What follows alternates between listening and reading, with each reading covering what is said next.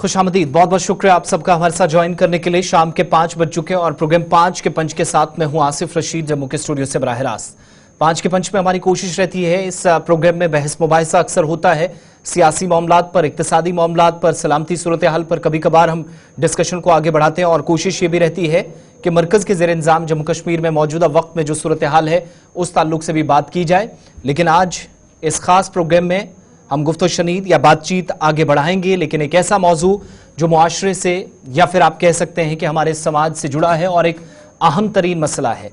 हसास मामला इसलिए भी बनता चला जा रहा है क्योंकि दौरे हाजिर में तालीम के बिना या आम तौर पर देखा जाए तो कोई भी मुआशरा जिसको अगर कमज़ोर करना हो या कोई मुआशरा अगर कमज़ोर है तो शायद एक बड़ा वेपन जो सोसाइटी का उसके पास होना चाहिए वो तालीम होता है। उसका ना होना उसकी कमज़ोरी का कई मरतबा सबब बनता है।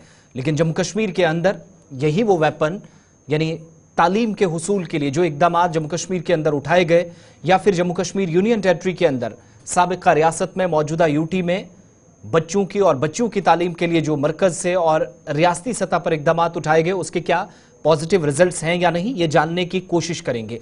कुछ अहम तरीन सवालात हैं जो आज इस प्रोग्राम में अपने मेहमानों के साथ जब हम आगे बढ़ेंगे तो ज़रूर डिस्कस करेंगे। लेकिन सबसे बड़ी बात यह है कि जम्मू कश्मीर ही नहीं पूरे मुल्क के अंदर वजारत तालीम की गाइडलाइंस हैं, कवायद व ज़वाबित हैं। उन गाइडलाइंस या रहनुमा खतूत के मुताबिक और मरकज़ की हुकूमत के मुताबिक आज के वक्त में बेसिक एजुकेशन या मुफ्त तालीम कम से कम 10वीं और बाद में जाकर उसको 12वीं जमात तक करने का भी बुनियादी मकसद ये था कि कोई भी तालीम के बुनियादी हक से महरूम ना रहे, चाहे उसमें बच्चा हो या बच्चियां हों।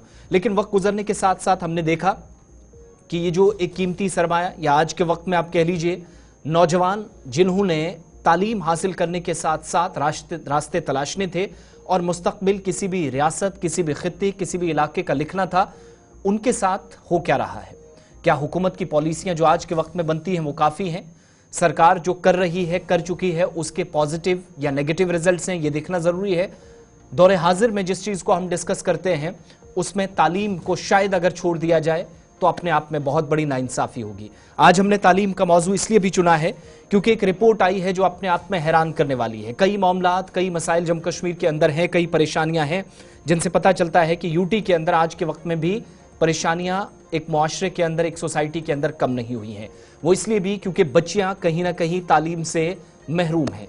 अगरचे एक तरफ हम देख रहे हैं आला तालीम हासिल करने का ये जो रुझान है या हुसूल तालीम के लिए आसान से आसान ज़राए हासिल करके बच्चियों ने आगे बढ़ने की कोशिश की है, लेकिन वक्त गुजरने के साथ साथ कुछ रिपोर्ट्स जो शायद होश उड़ाने वाली हैं और हैरान कुन भी हैं, मायूस कुन भी हैं, वो रिपोर्ट से बताती हैं कि आज के वक्त में भी बच्चियां तमाम तरह की कोशिशों और इकदाम के बावजूद भी सरकारी स्कूलों को छोड़ रही हैं। यह हम नहीं, ताज़ा डेटा, ये जो बयान या जो वजाहती आप स्टेटमेंट कह सकते हैं वो मरकजी सरकार का आया, केंद्रीय सरकार का आया। एक सवाल पूछा गया, लोकसभा के अंदर भी सवालात ये उठते, लेकिन चूंकि हंगामे की भीड़ पूरा सदन चढ़ रहा तो इसलिए कुछ मामलात पर डिस्कशन नहीं हो सकी।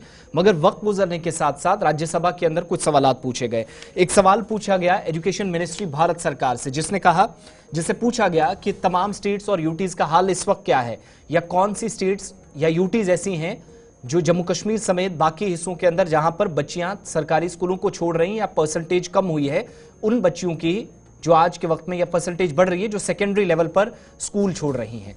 तो जम्मू कश्मीर की साथ साथ कुछ ग्राफिक्स भी आप देख रहे हैं जिसमें हमने आपको दिखाने की कोशिश की है कि आज के वक्त में भी तकरीबन 6.5% के आसपास बच्चियां या जो लड़कियां हैं जम्मू कश्मीर के सरकारी स्कूलों से बाहर है।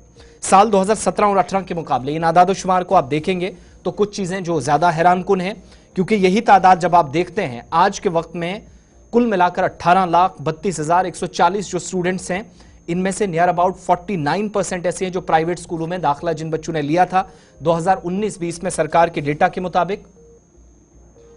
और यह भी पता चलता है कि अब जाकर बाज़ाब्ता तौर पर यूनियन टेरिटरी के अंदर साल 2021 और 22 की रिपोर्ट यह बताती है कि यूटी में आज के वक्त में जब आप देख रहे हैं तो सब कुछ लड़कियों के लिए खास तौर से ठीक ठाक नहीं है, जिस हिसाब से इस रिपोर्ट में खुलासा किया गया है।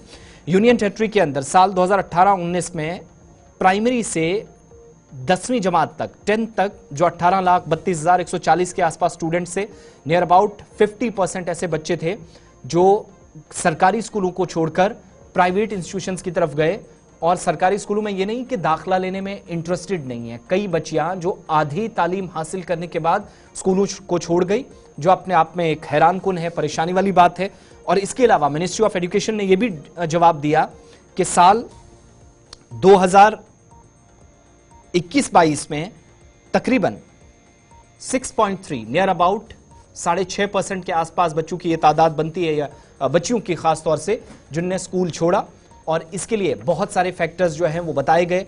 और साथ साथ सरकार ने यह भी बताया कि मरकजी सरकार ने या सेंट्रल गवर्नमेंट ने जो कोशिशें की हैं, जो इकदाम उठाए ताकि लड़कों के साथ लड़कियां भी पढ़ सकें, बराबरी पर वो रहे, मसावी हुकूक या बराबर हुकूक देने की जहां तक बात है तो उनसे उनको महरूम ना रखा जाए। एक कोशिश के तौर पर सरकार के मुताबिक इकदाम किए गए, यानी खुद को बचाने की भी एक कोशिश की। लेकिन राज्यसभा के अंदर जो जवाब आया उसने पूरे निजाम को एक तरह से आज के वक्त में उस पर सवालिया निशान लगा दिया है। इस पर मजीद जरा गुफ्तगू करेंगे। हमारे साथ खास मेहमान इस वक्त ज्वाइन किए हैं। 4 खास मेहमान मेरे साथ इस प्रोग्राम का हिस्सा बन रहे हैं। Bharatiya Janata party national conference से भी हमने कोशिश की, क्योंकि हुकूमत की इस वक्त पॉलिसी क्या होनी चाहिए, क्या काम करने की जरूरत है, उस ताल्लुक से भी बात करेंगे। हिज़्ब इख्तिलाफ या एक मजबूत अपोजिशन के तौर पर बीजेपी का जो रोल है और पिछले 8-10 सालों में जो तब्दीलियां हुई, इस ताल्लुक से बात करेंगे। नई एजुकेशन पॉलिसी या नई एजुकेशन पॉलिसी नेप 2020 से पहले जो एक सिस्टम था उसमें तब्दीलियां जो बहुत बड़े पैमाने पर की गई, उससे क्या बदला, रिजल्ट्स किस तरह के आए, इस पर जरा बात करेंगे। अभिजीत जसरोटिया साहब भारतीय जनता पार्टी से हमारे साथ हैं, बहुत बहुत शुक्रिया आपका, वेलकम अभिजीत जी आपका। इफ्रा जान जम्मू कश्मीर नेशनल कॉन्फ्रेंस की तर्जुमान हमारे साथ इस प्रोग्राम में ज्वाइन कर रही हैं, बहुत बहुत शुक्रिया, थैंक यू सो मच, आपको भी वेलकम कहेंगे। रशीद आजम इनकलाबी साहब जो कि सेक्रेटरी हायर एजुकेशन डिपार्टमेंट से रिटायर हैं और बड़ी जिम्मेदारियां जो इनको माजी में रही वो इन अलग अलग जगहों पर निभाई, और ओवरऑल जो एजुकेशन का सिस्टम है उसको बहुत करीब से देखा, चीज़ों को परखा, समझा। इनसे इनका जो तजुर्बा है उससे भी कुछ समझने की कोशिश करेंगे। डॉक्टर रिजवान आलम ठाकुर साहब हमारे साथ हैं, डायरेक्टर हैं Iqbal institute of technology and management के, श्रीनगर से हैं। बहुत बहुत शुक्रिया आपका रिजवान साहब हमारे साथ ज्वाइन करने के लिए, खुश आमदीद आपको भी कहेंगे। शुरुआत में ज़रा रशीद साहब आप ही से करूँगा, क्योंकि आप महकमा तालीम के अंदर एक तवील मुद्दत तक सर्विसेज देते रहे, एक ज़िंदगी का बड़ा हिस्सा, और फिर जो तजुर्बा है उससे भी थोड़ा हम फ़ायदा लेने की कोशिश करेंगे। क्या वजूहात आपको मालूम होती हैं या चीज़ें समझ में आती जब ओवरऑल सिचुएशन का मुशाहिदा करते हैं? आज के वक्त में भारत सरकार का ऑफिशियल डॉक्यूमेंट जो राज्यसभा के अंदर भी पेश किया गया, 3 सवाल पूछे गए, लड़कियों का तीनों में लड़कियों को लेकर सवाल थे। तो जब जवाब आया हैरानकुन था हमारी नज़र में कि शायद कोशिशें बहुत हुई मगर इम्प्लीमेंटेशन में परेशानी कहां पर आ रही है, किसी भी स्कीम के, किसी भी कोई कदम के नतीजा कोई पॉजिटिव नहीं आ रहा है, खासतौर से लड़कियों की तालीम के। परेशानियां कहां पर और क्या जो बुनियादी मामला थे जो आपकी नज़र में इस वक्त रुकावट बन रहे हैं, जो हमें शायद एज ए सोसाइटी आगे बढ़ने से रोक रहे हैं पूरे सिस्टम के अंदर? बहुत अच्छा आपने जो आज का ये मौजू चुना है, इसके लिए गुलिस्तान और उसकी पूरी टीम का शुक्रगुजार हूँ। मैं कहूँगा कि इस वक्त जम्मू व कश्मीर में जो ये बहुत सारे इश्यूज हैं, लेकिन जो आपने ये बच्चियों के ड्रॉप आउट का एक टॉपिक चुना है, इसमें सबसे बड़ी वजह ये है कि इस वक्त हमारे जितने स्कूल्स हैं जम्मू कश्मीर में जी 2014 से कोई भी रिक्रूटमेंट नहीं हुआ है, जिसकी वजह से स्टाफ की कमी है। रूरल एरियाज में जो है स्टाफ कम हो, जितने ये सिटीज में भी हैं वहाँ भी स्टाफ की बड़ी कमी है, और एक तो ये वजह है। दूसरा ये है कि स्कूल्स में जो अच्छा इंफ्रास्ट्रक्चर होना चाहिए वो नहीं है हमारे पास, और शॉर्टेज ऑफ क्वालिफाइड जो इंफ्रास्ट्रक्चर्स है उसकी कमी है, और जो पेरेंट और टीचर्स में जो एक तावन होना चाहिए उसकी कमी है, और lack of interest in studies है, उसके लिए है। दूसरा, बच्चियों के लिए जब वो ग्रोन अप हो जाती हैं, नज़दीक आला तालीम के लिए वो स्कूल्स अवेलेबल नहीं है, इसलिए जो माँ बाप हैं वो उस वक्त बच्चियों को किसी दूसरे जगह में कहीं कटिंग, टेलरिंग या दूसरे चीज़ें सिखाने में लग जाते हैं। अच्छा, कुछ लोग जो हैं गरीब हैं वो अपने बच्चों को जो स्टडी है वो कंटिन्यू नहीं कर सकते हैं। एक कारण वो भी है, जो माइग्रेंट लेबर्स है, माइग्रेंट्स लोग हैं जो वो माइग्रेशन करते हैं, उसकी वजह से भी अपने बच्चों को और बच्चों की तालीम को वो कंटिन्यू नहीं कर सकते हैं। और ये कुछ कारण हैं। दूसरा, जो एक लोगों में टेंडेंसी आ गई है कि पढ़ के भी क्या करेंगे जी, क्योंकि 2014 के बाद इतनी अनएम्प्लॉयमेंट हो रही है, कोई एडवर्टाइजमेंट नहीं है, कोई नई रिक्रूटमेंट नहीं हो रही है। ये उसकी वजह से भी ये बहुत बड़े कारण हैं। रिजवान साहब, इससे पहले मैं बीजेपी और कांग्रेस का भी, बीजेपी और नेशनल कॉन्फ्रेंस का मौक़िफ़ इस पर लूं। मैं अगर सीधी सी बात पूछूं कि सरकारी स्कूलों में बच्चियों का ना जाना या इंटरेस्ट कम होना, या बच्चियां स्कूल जाती हैं बीच में ही छोड़ देती हैं, क्या वजूहात आप मालूम कर सके अभी तक एज ए माहिर तालीम, और एक बड़े इदारे के साथ भी चूंकि आप मुंसलिक हैं, बहुत सारी चीज़ों को बहुत करीब से देखते हैं, लोगों के साथ उठना बैठना है, सरकारी स्कूलों को बच्चियों का या लड़कियों का छोड़ना क्या समझ में आता है इससे? देखिए, पहले मैं आपका बड़ा मशकूर हूं और मैं आपको मुबारकबाद भी देता हूं कि आप होशमंद इंसान हैं और ये चैनल के वसादत से आपने एक अच्छे उम्दा टॉपिक का आपने आज इनकाद किया है इसमें। देखिए, इसमें जो है आपका सवाल जो बहुत दुरुस्त है कि there are so many factors, चूँकि मैं तालीमी इदारे से वाबस्ता हूँ और मैंने तकरीबन to decades I have put myself in educational system within India and outside India also. I found बहुत कंट्रास्टिंग है, बहुत डिफरेंस है, बहुत गैप है। अगर हम ले लें, first of all economic factors है, फैमिली प्रायोरिटाइज जो करती हैं वो मतलब यूजुअली बॉयज पे ज्यादा ध्यान देती हैं। अगर हम फैमिली ओरिएंटेशन के हिसाब से देखा जाए तो मतलब बॉयज को ज्यादा प्रायोरिटाइज करते हैं, गर्ल्स को कम करते हैं। चाइल्ड लेबर है, they are giving more focus towards boys, and अगर लड़की हो तो लड़की को चलो आपको किचन का काम संभालो, ये तो दूसरा है। तीसरा जो है सोसाइटल और कल्चरल नॉर्म्स हैं, बिलीव्स है, रूल्स हैं, जो भी मतलब डिफरेंट इन्वेस्टमेंट इन जो गर्ल एजुकेशन है वो कम है। और अगर हम अर्ली मैरिजेस का भी कॉन्सेप्ट है कि देखो भैया लड़की है इसलिए हमको इसको हाथ पीले करने, जल्दी से जल्दी इसकी मतलब ये एज हो जाए तो हम इसकी शादी कर दें, ये भी एक कंसर्न है। सेफ्टी कंसर्न्स है कि मतलब एक जो है मतलब स्कूल जाएंगे, हैरेसमेंट है, सेफ ट्रांसपोर्टेशन अवेलेबल है, और बहुत सी इस like things are confronting parents कि वो स्कूल उनको भेजना नहीं चाहते। एजुकेशनल इंफ्रास्ट्रक्चर जो कि हमने हमारे जो अभी जो उन्होंने स्पीकर थे बहुत उम्दा किए, मतलब एजुकेशनल इंफ्रास्ट्रक्चर नहीं है, टीचर्स के लिए नहीं है, फीमेल टीचर्स के लिए नहीं है, तो स्टूडेंट्स की तो बात ही नहीं है। इसी तरीके से हमारा जो डिस्टेंस है स्कूल और घरों के बीच में जो डिस्टेंस है वो कम होना चाहिए, बहुत है।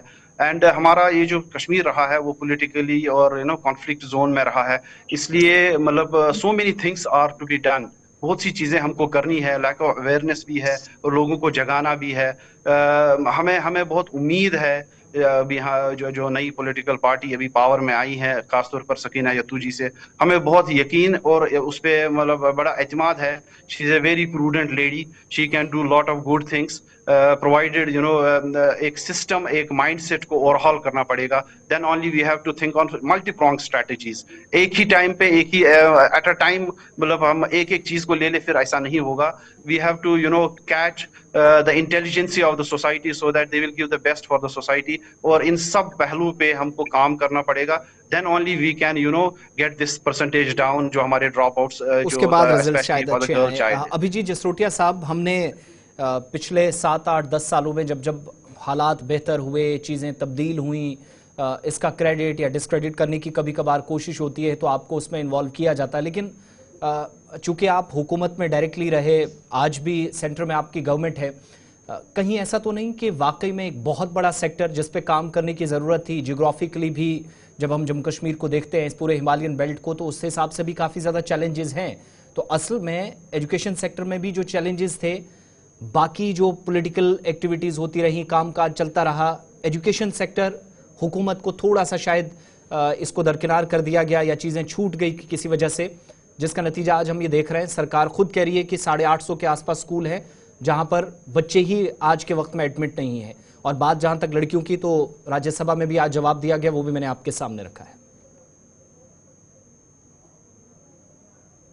जिस संदर्भ में आप मेरे से पूछ रहे हैं, मैं दो तीन चीजें जरूर चाहूंगा कि आपका पैनल आज बड़ा वाइस पैनल आपने बुलाया हुआ है, तो सबके साथ थोड़ी चीजें मैं जरूर शेयर करना चाहूंगा।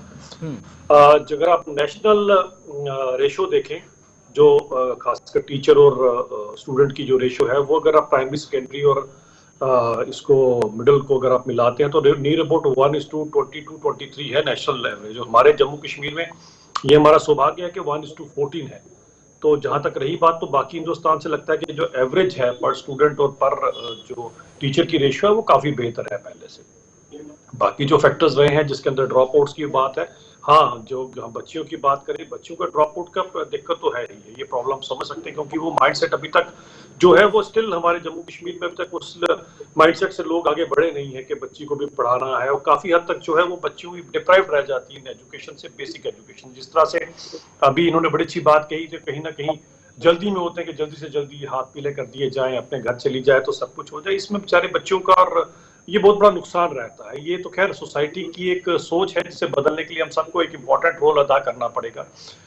उसके अलावा जो अगर आप देखें तो ओवरऑल जो पिछले 5 सालों में काम हुआ, उसमें काफी हद तक इंफ्रास्ट्रक्चर में भी पहले से इम्प्रूवमेंट करने की कोशिश की गई है। नए नए जो कॉलेजेस बने हैं, इनके हिसाब से कई नए स्कूल्स बने हैं। इसके अलावा एकलव्य स्कूल्स की भी जो नई संरचना की गई है, ये भी बड़ी अच्छी हुई है। मेरा खुद का एक्सपीरियंस अच्छा रहा है, क्योंकि जो सीजनल टीचर्स थे वो भी मेरे साथ काफी देर एसोसिएटेड रहे। उनकी कुछ दिक्कतें थी जो कई बार हमने भी कोशिश की उनको पूरी करने की, क्योंकि वो भी बहुत बड़ा रोल निभाते हैं। वो जा जाकर पहाड़ों में जा जाकर जो हमारे गुजर बकरवाल भाई हैं उनको एजुकेशन देने की कोशिश करते हैं। तो एक बड़ी अच्छी तरह से हर चीज को परोया हुआ है यहाँ पर। हाँ, कहीं ना कहीं ये दिक्कत जरूर रही कि जो पिछले 10-20 सालों में जो उपद्रव रहा, जिनके कारण काफी हद तक अगर आप देखें तो स्कूल बंद भी रहा करते थे। फिर कई बार अगर आप टेररिस्ट एक्टिविटीज में देखें तो स्कूल जलाए भी जाते थे।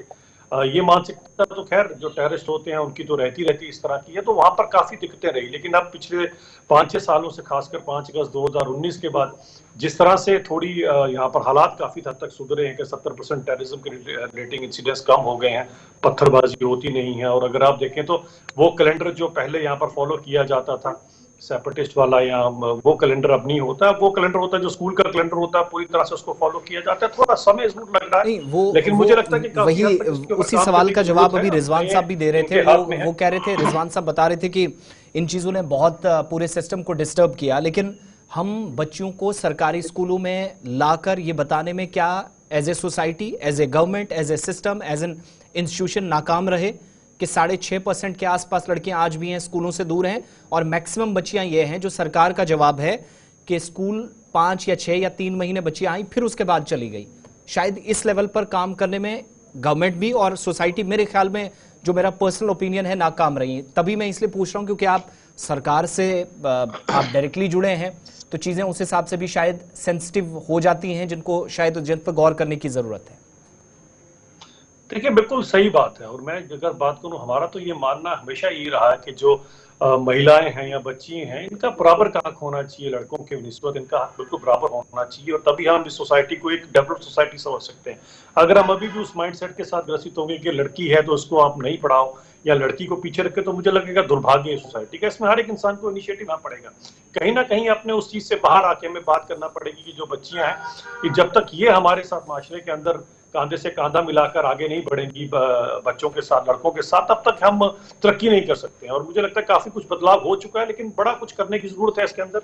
अब इस सरकार से भी उम्मीद है कि ये भी अच्छी तरह से इनके ऊपर जो है काम करेंगी, और बराबर का हक जो है इनके है ही हैं। और इस तरह से हम जो एक प्रॉपर जो डेवलपमेंट है सोसाइटी की, वो कर सकते हैं। और मेरा ये मानना है कि अगर हम ऐसा करें तो उनको भी पूरी तरह से हक मिलेगा अपनी एजुकेशन, जो कि हर एक इंसान का एक बुनियादी हक है। ठीक है रशीद आजम साहब, 17,500 प्लस स्कूल सरकार के डेटा के मुताबिक, जी 800 या 900 के आसपास जिनमें कोई भी ज़ेरे तालीम नहीं है या बच्चे एडमिट होने के बाद वापस चले गए। ऐसे स्कूलों का, ऐसे पूरे सिस्टम का क्या किया जाए? जो चेंजेस बड़े पैमाने पर आनी चाहिए वो कैसे लाई जा सकती है उस वक्त जब सरकार के सामने बाकी बहुत सारे ज़्यादा चैलेंजेस हों, बाकी सेक्टर्स में भी? तो एजुकेशन सेक्टर को और ऊपर लाया जाए, क्या स्ट्रेटजीज इस वक्त या प्रायोरिटीज सरकार की रहनी चाहिए? नहीं, मेरा तो ये मानना है ना, जसरोटिया साहब ने ठीक कहा, लेकिन हमने डिटेल से एजुकेशन सेक्टर के साथ खास करके जब से पॉलिटिकल गवर्नमेंट गई एक बड़ा नाइंसाफी हुई।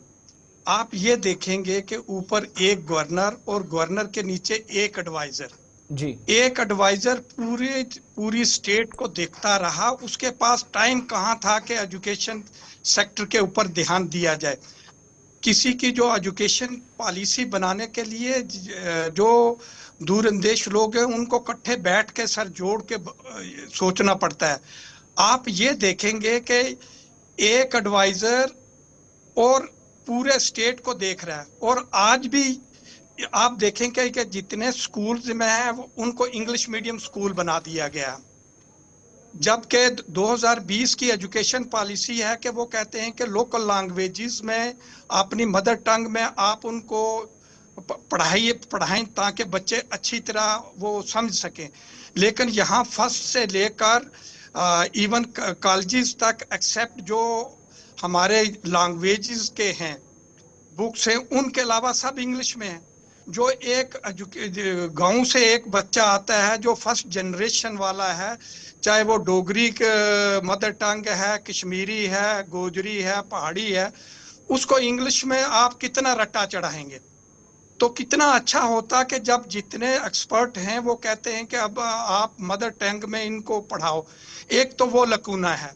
दूसरा ये है कि जो प्राइवेट स्कूल्स हैं वहाँ इंफ्रास्ट्रक्चर अच्छा है, गवर्नमेंट स्कूल में इंफ्रास्ट्रक्चर नहीं है।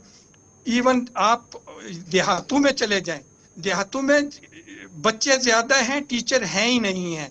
और 10 साल से कोई रिक्रूटमेंट नहीं, 2026 तक सब कुछ इन्होंने फ्रीज करके रख दिया गया है, जिसकी वजह से अगर यहाँ हमने एजुकेशन सेक्टर को चेंज करना है, पावर को डिसेंट्रलाइज करना है ताकि जेडीओ लेवल तक, सीओ लेवल तक वो कुछ डिसीजन ले सकें। अदरवाइज अगर सेंट्रलाइज रख के हम करेंगे शहरों में बैठ के तो वो कुछ ग्राउंड्स पे हम कर नहीं पाएंगे। आप देखेंगे कि जितने बच्चे हैं वो गांव में जो बच्चे हैं वो अच्छे निकले हैं, लेकिन उनको टीचर नहीं है। इन्होंने ट्रांसफर पॉलिसी ऐसी बना ली कि वो साल में एक दफा करते हैं। आज बीच में कहीं कोई संस्कृत का टीचर रिटायर हो जाता है, हिंदी का रिटायर हो जाता है, उर्दू का रिटायर हो जाता है, मैथ का रिटायर हो जाता है, तो उसको वो जो गैप फिल करना है उसको महीने लग जाते हैं। और लोग अपने बच्चों को की तालीम के लिए फिर सरकारी स्कूलों से निकाल के प्राइवेट सेक्टर में ले जाते हैं। ये कुछ वजूहात हैं जिनके ऊपर हमें गौर करनी पड़ेगी। और उम्मीद है कि जो ये पॉपुलर गवर्नमेंट होगी है जिसमें बीजेपी के भी लोग हैं, एनसी के भी हैं, कांग्रेस के भी हैं और दूसरे लोग लोकल हैं, वो कम से कम लोकल लोगों की बात सुनेंगे। तो मुझे लगता है कि आइंदा ऐसा नहीं होगा।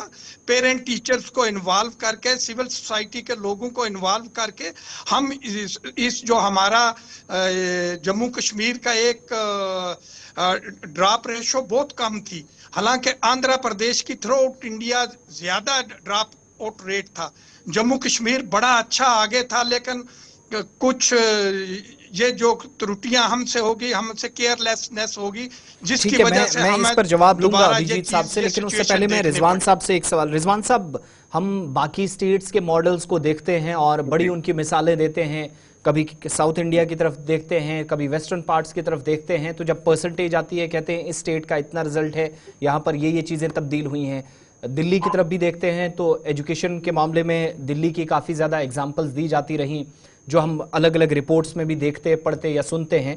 क्या वाकई में अब जम्मू कश्मीर के अंदर भी जब सब कुछ करके आजमा कर देख लिया गया, अच्छे रिजल्ट्स ना आना, इसके बाद कहीं ऐसा तो नहीं है कि वक्त आ गया कि अब दिल्ली वाला मॉडल मुकम्मल तौर पर जम्मू कश्मीर के अंदर भी अपनाया जाए, जब बात सरकारी स्कूलों के बदलाव की है?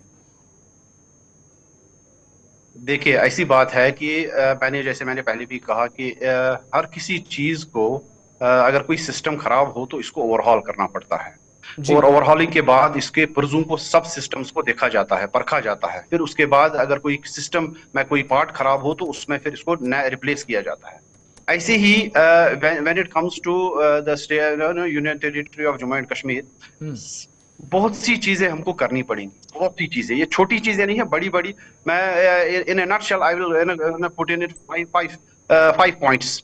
एक तो आपको पहले ही इकोनॉमिक एम्पावरमेंट प्रोग्राम स्टार्ट करना पड़ेगा आपको when it comes to education. क्या है, we have to subsidise education. बहुत से ऐसे भी पेरेंट्स हैं कि जो मतलब अफोर्ड नहीं कर सकते, और मतलब usually we have to put the conditional cash transfer in terms of scholarships. अगर आप स्कॉलरशिप देते हैं 50% स्कॉलरशिप आप मंथली बेसिस पे उसको बेस्ड ऑन अटेंडेंस रखिए, girl students, and 50% given to the maybe given to the parents for achieving the better score in terms of the the examination and the ascertaining the how much she has put up in terms of the knowledge। तो वो अगर अच्छा result है, अगर suppose 70% देखिए, मैं king Khalid university में मैं वाबस्ता हूँ, वहां स्टूडेंट्स को स्कॉलरशिप मिलती है, ठीक है, लेकिन based on attendance and based on the result, not based on something like he is poor and he is to be given. No, अगर अटेंडेंस उसके सपोज उसके पास मतलब नॉर्मली एक स्टूडेंट वहां मतलब लेता जो है वो 1250 riyals per month is a scholarship for a student, चाहे वो ग्रेजुएट हो, चाहे ग्रेजुएशन लेवल का हो या पीजी लेवल का हो, वो अप्रोक्सीमेटली होता है 30,000 rupees a month for every student. अगर मैं मतलब रियाल्स को कन्वर्ट करूं इंडियन करेंसी में, ऐसा तो होगा नहीं, but still we will try our level best to put the scholarship in a way that it should be based on the attendance. Attendance should be transparent and fair, automatic. If a person is there, he would say 70% in, 70% should be the 70% should be the scholarship given to them, and if it is 70% marks, 70% of the scholarship is given to that। इसी तरीके से आपको improvement जो है educational infrastructure में करना पड़ेगा। School की एक्सेसिबिलिटी है, गर्ल फ्रेंडली एनवायरनमेंट बना पड़ेगा, फैसिलिटीज आपको देनी पड़ेगी, आपको टेक्नोलॉजिकल इंटीग्रेशन आपको उसमें लाना पड़ेगा, टेक्नोलॉजी को साथ साथ चलाना पड़ेगा, कम्युनिटी का और पेरेंट्स को अवेयरनेस कैंपेन्स चलानी पड़ेंगे, वर्कशॉप्स और आपको आउटरीच करना पड़ेगा आपको, उसमें आपको ज्यादा इनपुट फोकस रहना चाहिए। हमारे पास रोल मॉडल्स हैं, उनको आप ले लीजिए। We have to engage religious scholars, religious leaders in order to help them to come up to the expectations of their own society. इसी तरीके से आपके सेफ्टी भी और सिक्योरिटी मेजर्स पे भी आपको काम करना पड़ेगा, और गवर्नमेंट पॉलिसीज भी ऐसी लेजिस्लेशंस लानी पड़ेंगी जिससे बेटरमेंट ऑफ गर्ल्स पॉपुलेशन ज्यादा हो, like education until secondary and penalise them for the early marriage. And चूंकि ये जो कॉन्फ्लिक्ट रेजिलिएंट पॉलिसीज होनी चाहिए, कॉन्फ्लिक्ट कुछ भी हो, हड़ताल हो ना हो, लेकिन गर्ल स्टूडेंट्स को पढ़ना ही पड़ेगा। So all factors, all these multi-pronged strategies have to be implemented in a one go, then only things would be changed. Otherwise you will the policies, procedures will fail unless and until we have a superimposing a bit of focused arena, tailored cut strategies for tailored cut populations, then only the things would work। ठीक है अभिजीत साहब, policies की बात हुई है, रिजवान साहब भी कह रहे थे, रशीद इनकलाबी साहब भी, उसके बाद मैं नेशनल कॉन्फ्रेंस के पास भी जाऊंगा। ये पावर डिसेंट्रलाइज करने की जब बात है, पॉलिसी मेकर्स पर जो एक बड़ी जिम्मेदारी थी, किसी ना किसी नुक्ते पर जाकर शायद एक जगह वो शब्द जो फेल आता है या स्ट्रेटजीज पर सवाल उठते हैं, वाकई में कहीं लगता है कि काम नहीं हुआ है। क्या ऐसा था वाकई में कि चूंकि आप भी सिस्टम को चलाते रहे डायरेक्टली इनडायरेक्टली, लेफ्टिनेंट गवर्नर के हाथ में थी और आप भी सिस्टम के साथ जुड़े थे, आज के वक्त में 1, 2 या 3 लोग पूरी स्टेट या यूटी के इस पूरे सेक्टर को जो बड़ा इंपॉर्टेंट है नहीं चला सकते? इस चीज की तरफ दोनों हमारे पैनलिस्ट ने इशारा किया है।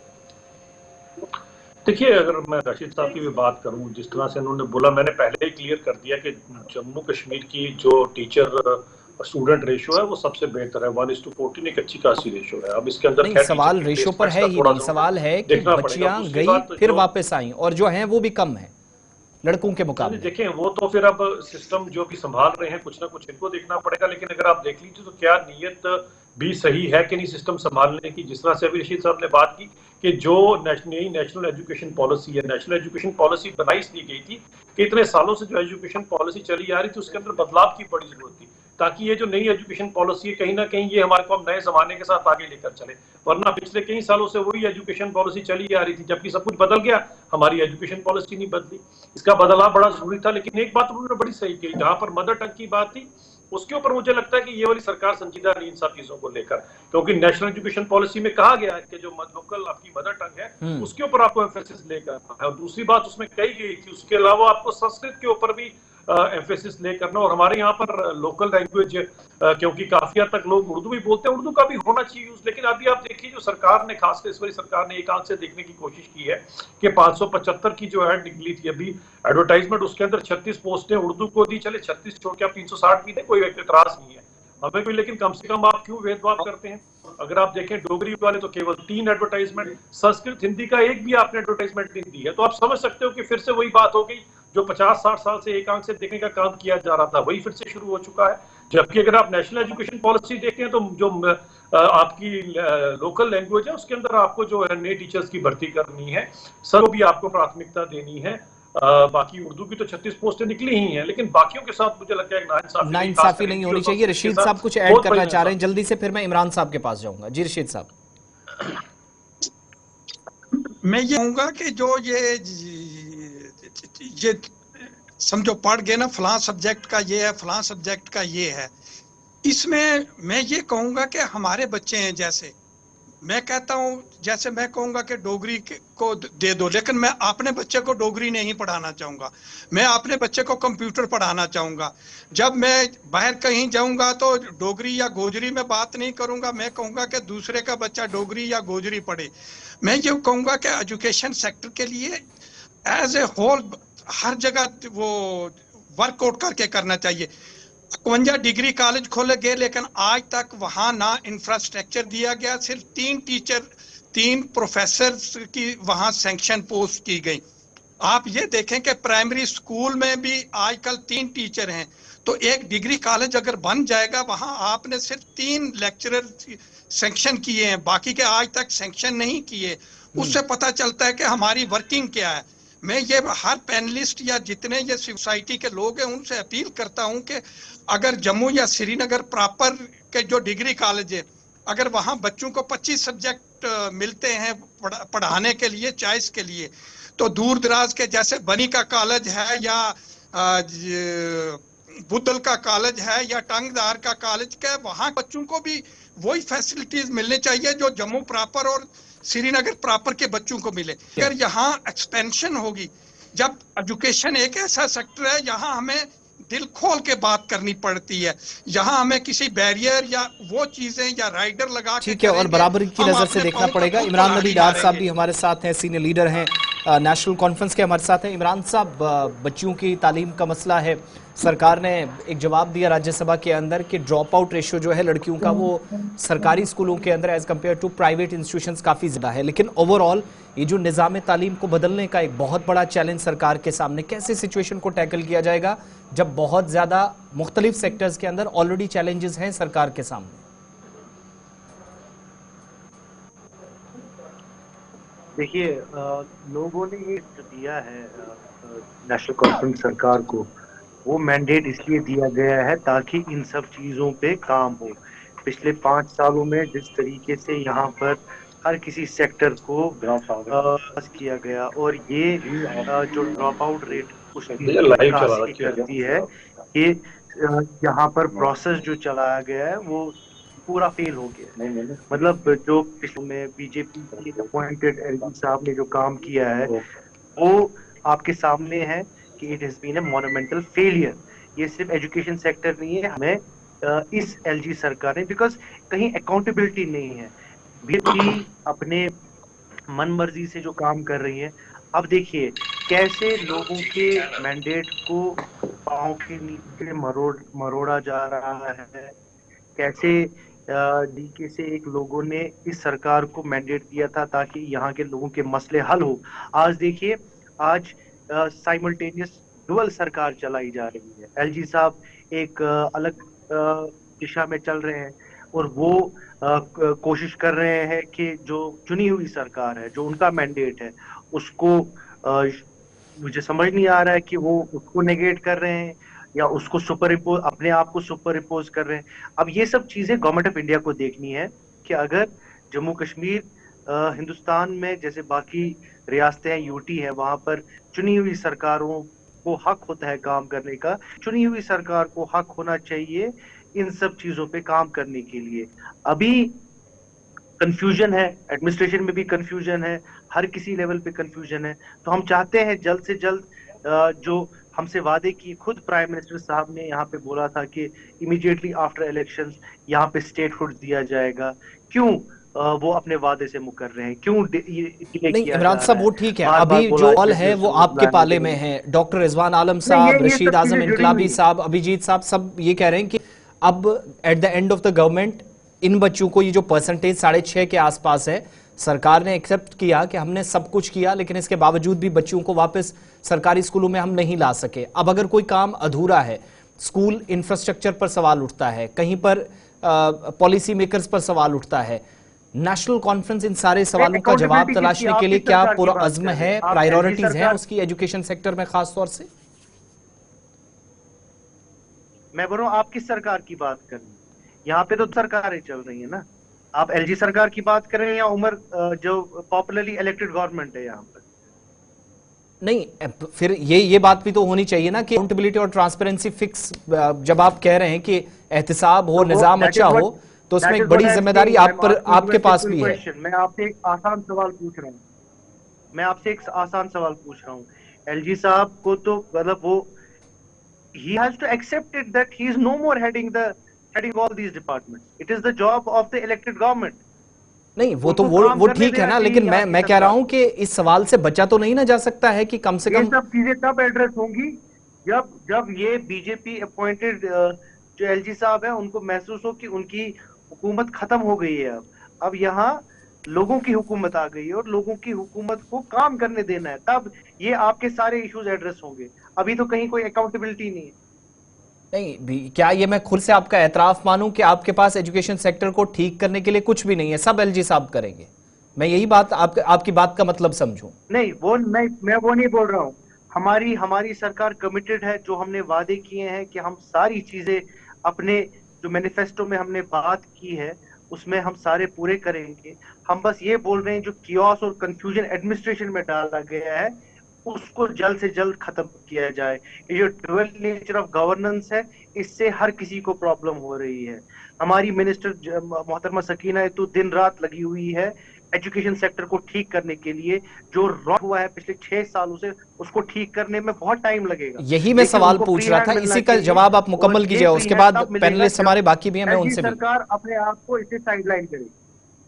ठीक है डॉक्टर रिजवान साहब, सरकार के एक नुमाइंदा जो ये बता रहे हैं, आपके सामने जवाब आपने सुना, आप मुस्कुरा भी रहे थे, क्या आप मुतमईन हैं और वाकई में जो बड़े पैमाने पर तब्दीली की जरूरत है उसमें किसी तरह का शायद कियोस और कंफ्यूजन नहीं होना चाहिए? उनकी बात भी दुरुस्त है किसी हद तक? Of the roles and responsibilities as such, तो ये हमेशा ऐसा होना चाहिए कि हमेशा अपनी अपनी हद, हमारे इख्तियारात और अकाउंटेबिलिटी होनी चाहिए, जो भी हो। We are not care, we are care about the society, we are care about the educational sector, and it really pains me a lot when I see broaden position.